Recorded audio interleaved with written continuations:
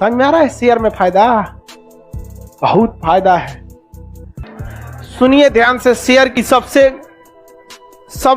अंदर की बात समझिए ध्यान। लेकिन बात यहां ये आती है, मान के चलिए कि ये शेयर ही नहीं बेचना चाहते, ये शेयर नहीं बेचना चाहते, तब इनको फायदा होगा कि नहीं?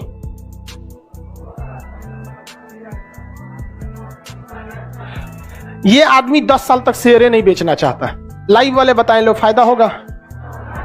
तो 10 साल से पहले फायदा होगा या बेचने के बाद होगा? कितने लोग कहते हैं कि 10 साल से पहले भी फायदा होगा? हाथ उठाइए।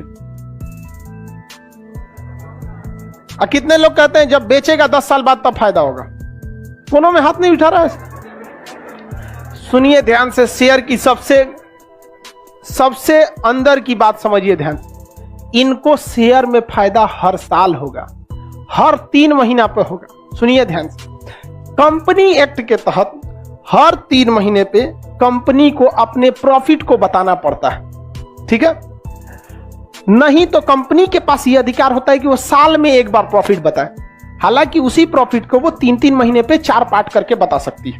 समझ में आ गया? तो कंपनी जब अपना हर साल सालाना प्रॉफिट बताएगी तो कंपनी के पास पूरा पैसा आएगा। वो अपना बिजली बिल देगी, स्टाफ को देगी, लोन ली होगी उसको देगी, टेक्निकल सामानें खरीदी होगी उसका, एसी कुर्सी बेंच ये सब खरीदी होगी उसका। सब निकालने के बाद कंपनी के पास कुछ ना कुछ प्रॉफिट होगा कि नहीं होगा? कंपनी के पास कुछ ना कुछ प्रॉफिट होगा। अब उस प्रॉफिट को बांटा जाएगा शेयर होल्डर में। कितने में? Share holder. तो देखा जाएगा कि कंपनी टोटल कितने की? 150 करोड़ की। कितने की? 150। इस 150 करोड़ में ये 1.5 लाख रुपया कितना परसेंट होता है? 1%। आप बताइए बाबू, आप कंपनी के प्रॉफिट के कितने परसेंट के हकदार हो गए? अगर कंपनी को 100 करोड़ फायदा हुआ है, 1 करोड़ आपका, 1 करोड़ आपका, और आपका ये शेयर वैसे का वैसे है, इसमें कोई छेड़छाड़ नहीं हुआ है। ध्यान से समझ रहे हैं?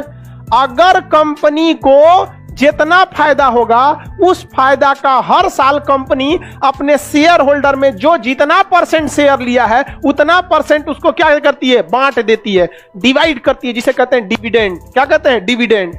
डिविडेंड तो हर साल आपको मिलेगा ही मिलेगा।